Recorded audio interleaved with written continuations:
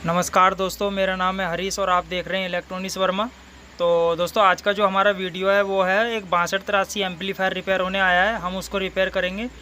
तो यहाँ पर देखिए साउंड बिल्कुल नहीं आ रहा है। तो हम सबसे पहले जो है इसके अंदर जो हमारी डीसी सप्लाई है जो आईसी पे जाती है उसको चेक करेंगे। तो देखिए आईसी पे जो सप्लाई है प्रॉपर है और जो ट्रांसफार्मर की वोल्टेज है वो भी प्रॉपर है, यानी कि दोनों वोल्टेज ओके है।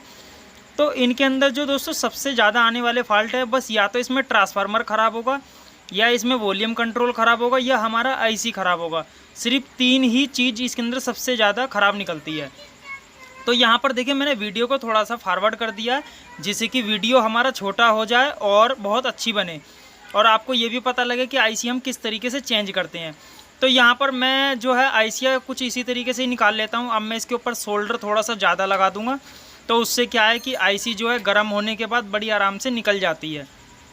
अब देखिए मैंने यहाँ सोल्डर लगा दिया है, और इस तरीके से आप जो है इस बोर्ड को धीरे धीरे उठाएंगे तो एकदम निकल जाएगा। तो देखा कितने आसान तरीके से हमने आईसी को निकाल लिया।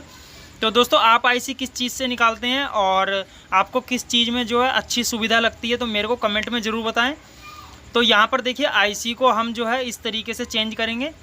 तो मैंने वीडियो को थोड़ा फॉरवर्ड कर दिया है, लेकिन काटा नहीं है, जिससे कि आपको जो है एकदम बढ़िया तरीके से दिखाई दे। तो यहाँ पर देखिए अब आईसी को हम सोल्डिंग कर देते हैं दोबारा। और देखिए सोल्डिंग करने के बाद यहाँ पर देखिए अब हमारा जो एम्पलीफायर है ओके हो गया है। और अब मैं आपको इसका साउंड सुनाता हूँ।